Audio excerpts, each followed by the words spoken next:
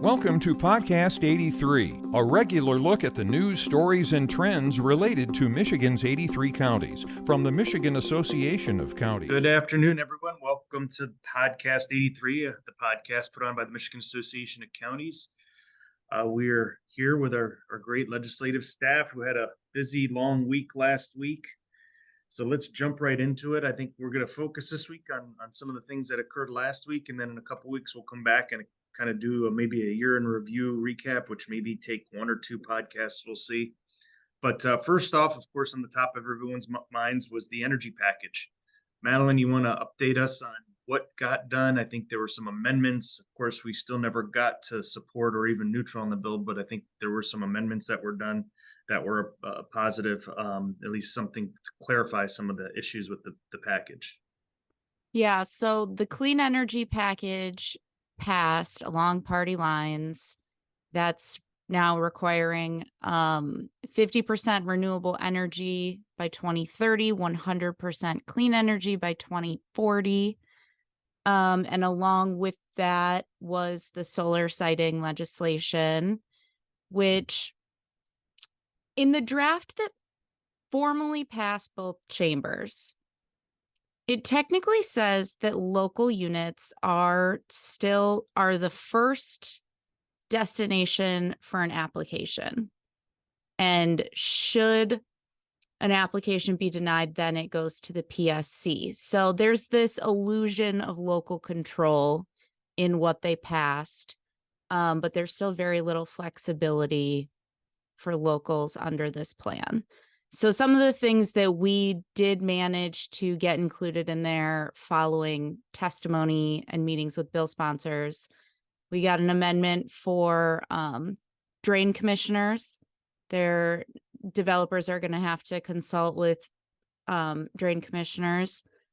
We got initially, if you denied an application, then whatever zoning ordinance you had in place would be null and void for the foreseeable future. We managed, though, to get some language in there that said only if you're unreasonable in your denial. But at the end of the day, these zoning ordinances adopted by locals are still going to have to pretty much meet the standards set by the state outlined in the bill. They cannot be more restrictive than what's in the bill. Now, a couple of things. Because all of that restriction, Madeline, right, is decibel levels and setbacks, and all of that are pretty hard numbers that they're not flexible on at all, right? Yes. So your ordinance cannot be any more restrictive than the prescribed setback distance, decibel level, fencing requirements. There's a dark sky stipulation and panel height. There's absolutely no discretion in those. No discretion on those at all, right? Nope. But then prior to the final version, because I remember when you testified to this, there were certain things in there that we couldn't negotiate with the developer on, or at least we were supposed to not really have much of a say in it, even though they could submit their plan, right? That was like decommissioning and vegetation, that kind of stuff. No, vegetation is still only the PSC can consider that. Okay. But yes, locals now, when a developer applies to a local, they have to provide a site plan. And in the site plan is the criteria I just mentioned, but then there's also local land use, there's decommissioning plans, fire plans, that drain component. So it's still kind of unclear what negotiating power the locals have, but the developer does have to provide that information to a local. So we're still kind of trying to decipher how much say the locals actually have on the measures outside of setback distance, fencing, those things. Right. And we are meeting with MSU Extension in the coming weeks to kind of break this down at a granular level what implementing it will look like. So I'll have more information on the technical side soon. Okay. Yeah, and just so for everyone who's listening, this was the craziest process on these wind and solar siting bills. Just, very, very late nights when the bills were passing out, not a whole lot of transparency on the amendments in the House. Got over to the Senate, it was not very well written, a lot of holes in it. So Madeline, testified to some of our major concerns and some of the holes we saw in it. And luckily they adopted a different substitute and then ended up passing that out. But both of these bills, Steve, are both of them, both the clean energy and the citing legislation, passed on party line votes, like barely got out of each chamber. And I don't think there was one single Republican who voted for any of it. And I mean, but that's what they needed. That's what the majority is. So now it's on the way to the governor. And we'll, do our absolute best to try and, navigate it, but we 100% expect it to be signed before the end of the year. I think back to your point on how it was passed and when it was passed, I think a lot of members voiced that concern and frustration as well on both sides of the aisle, to be honest, on how quickly it moved, the lack of ability to understand the legislation before it was voted on. So I think there are some folks looking to make some fixes, maybe in the spring, whenever that is that the legislature comes back. But, obviously no commitments at this point on how far people are willing to go as far as fixes go, right? Right. All right. So we'll see, but it doesn't go into effect. Wait, one more point. Yeah. It doesn't go into effect until after a year after it's signed. Right. So there is a little bit of time to monkey around with it. If we do find even more glaring holes. It's just, you have to have the will of the legislature to do it, both chambers and the governor. So we'll see how that falls out. Yeah, good point. Forgot about that component. All right, moving along, Samantha. J&G bills, we talked about this last week as they were moving through. We were hopeful to get them done. They did get done, all except the one component of that. You want to speak to those bills again and kind of give a high background, and then what happened? Yes, thank you, Steve. So last week, 19 of the 20 bills in the Juvenile Justice Reform package were sent to the governor. To recap on the bills that were passed by the House and Senate, you have increasing the county child care fund reimbursement to 75% for community-based services. You have the removal of court fines and fees for juveniles, which we've discussed before, kind of went back and forth on that. And then the third piece that was big for counties was the one bill that was not passed by both chambers, and that was the bill to expand MIDC to include juveniles. So last Wednesday night, I don't know, 8-9 o'clock maybe, I caught wind and kind of figured out that the Senate was not voting on House Bill 4630, which expands MIDC to youth. So the reasoning there, as far as I know, is the state budget office has concerns around obligating additional dollars in future fiscal years and what that means for future budgets. And I think there was maybe some reluctance to do so. And with that, they put that bill on hold. The rest of the package moved forward. I don't think there's an appetite to vote that out next year. Never say never. Maybe a 2024 lame duck bill that gets passed. But at this time, everything I've ever said about expanding MIDC to juveniles, we don't have to consider it for now. I mean, all the work we did, changing what the disbursement model looked like and funding to locals for that expansion, everything with MIDC will stay as is. I kind of don't blame them. I mean, it's so much money every year for, all of those standards that I'm sure it's taken a big hit out of the state budget. And to then expand it, I'm sure they're definitely looking at that price tag. Yeah. But I'm glad they're done. That's awesome. Yes, they're one last step. Get signed by the governor. We can see that 75% reimbursement rate for community-based services, and then we're good to go. Which the DHHS was in supportive of that too, right? Through the process, or at least neutral on it, or did they not engage? On the child care fund piece? The reimbursement, yeah. They didn't really engage. I mean, internally, right? Like we had meetings with them on what that would look like for counties, but as far as throughout the legislative process, they didn't weigh in as far as I know, or engage with us on it. That's good. Well, it's interesting to see that they're, maybe an indicator of what's to come in future budgets if we're starting to get concerned now on obligating funds. As we move into a new budget cycle again at the beginning of the year, of course, and we'll talk a little bit more about what that maybe looks like here in a minute. But Deena, you want to talk real quickly about a couple bills that did move but did not get passed out. Still active bills, of course, even though they went sine die. Any bill that's been introduced will be available to progress through the process till the end of next year, which is the end of the legislative session. So those bills are still around, but these bills didn't actually pass both chambers. So they're not headed to the governor, but they are sitting in the Senate at this point. Yes, so those are the two different trust fund bills that we've talked about for quite a while.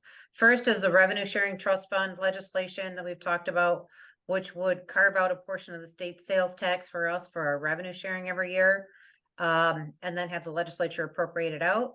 We absolutely prefer that method because it gives us the ability to kind of grow, and then that money is in there in its own little separate pot, and it makes it harder for the legislature to cut our revenue sharing.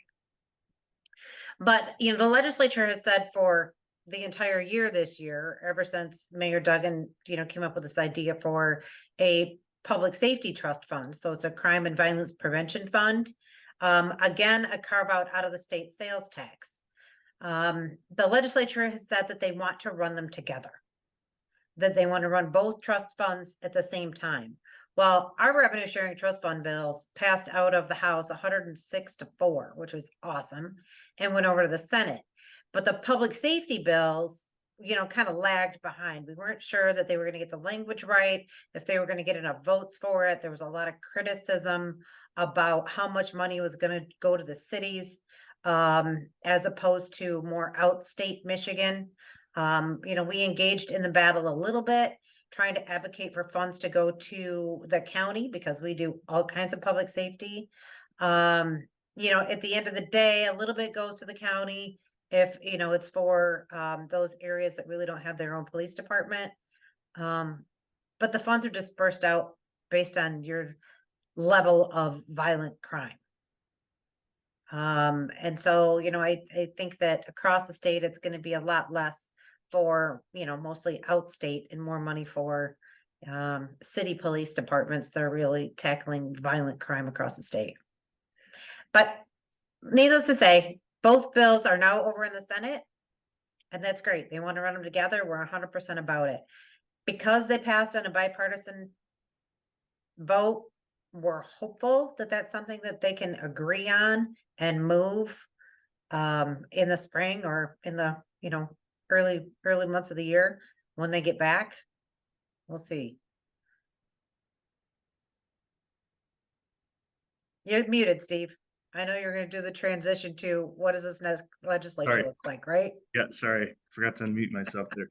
But yeah, so a good point there, Deena, on the revenue sharing, something we've long advocated for. Great work on getting it to where it was. We're going to have all three local unit of government groups pushing to get this through, obviously, as the budget process moves. So let's talk a little bit about, sine die, the end of the legislature, what we're moving into now on the beginning of next year as we move through the spring and into an election year. I mean, a whole lot of moving parts. Let's talk briefly about that, Deena. Yeah, I think it's going to be really, really quite interesting. It's been interesting to watch. I mean, it is as we predicted, right? So those two House of Representative members that were running for their mayoral seats won their election. And so that brings the number of Republicans and the number of Democrats in the House of Representatives to 54 on both sides. That means they're even. Nobody has a majority vote on the House floor. And I don't think we've ever seen this way that I know of. I mean, there was shared power in the 90s, but that was because the initial vote of the Michigan electorate was, put in there an even number from both parties. And so they shared power when they did that. And so Well, they kind of rotated back and forth on who was chairing committees and who was kind of running the show. But this time it's not like that. It's 54-54, but the Democrats are still in charge. Speaker Tate is still the speaker. The committee chairs are still on the Democratic side, so they'll run it. They just won't have a majority vote when it finally gets to the House floor. They'll have a majority vote in committees, but not when the legislation gets to the House floor. So that'll be really interesting to watch. and two-person majorities in all committees, right? I mean, there's a two-person Dem majority in committees, so they can still get committee work done when they, open up session again after January 10th is essentially when they have to come back to session. So you could see a lot of committee work being done, maybe shockingly a little more pragmatic approach to legislating here, where you have to figure things out or work through issues a little slower and not just be able to rush through, which, both parties are guilty of, whoever has the majority or has control of all three legs of the stool. So, from that standpoint, could be good for good governance. But potentially looking at this set up until when, May, right? Yeah, so I think they'll do the primary early, maybe even when they're doing that presidential primary. They'll do those House seat primaries, and then the general probably, May. So they may not have, enough votes to move everything off the House floor until May. Depends on how well the two sides play with each other, but it'll be interesting to watch. When you got a budget to get through, because that's technically has to be done by July 1st. So if you don't have any votes coming through until May, that's a short time frame. Not impossible, but short time frame. But very interesting. Very interesting to watch and see how things play out and how folks get along with each other. So, all right, any other legislative issues I didn't touch on that you guys wanted to bring up real quick or anything? No, not today. I mean, it'll be slow now for a while. It'll be slow on House vote, on legislative votes, but there'll be a lot of work done behind the scenes. Like you said, a lot of committees, a lot of prepping for new bills, meeting with other interest groups, trying to iron out some issues. So we'll look forward to that. Well, and you have a Senate that didn't change too. So there's obviously a lot of work that can go on as scheduled over there. Right. Yep. All right. Like we said, no podcast next week. The following week, we'll kind of do a couple year in reviews. It might take us 1 or 2 weeks to get that ironed out. And then we'll kind of move in some other programming for the rest of the year. But we do have our policy summit coming up Thursday, December 7th, here in the Kellogg Center in East Lansing. That'll also have a web version that you'll be able to sign into. You still have to register for either one of them. That's available on our website, micounties.org. You can see it on the main page there, and you can kind of see the lineup of speakers. I think we have over 50 or 60 attendees already registered, so good turnout for that. Just kind of a one-day quick training session on some issues for folks. So with that, if we don't have anything else, thanks everyone, and have a great week and a great Thanksgiving, everyone. Take care. Thank you for listening to today's episode of Podcast 83.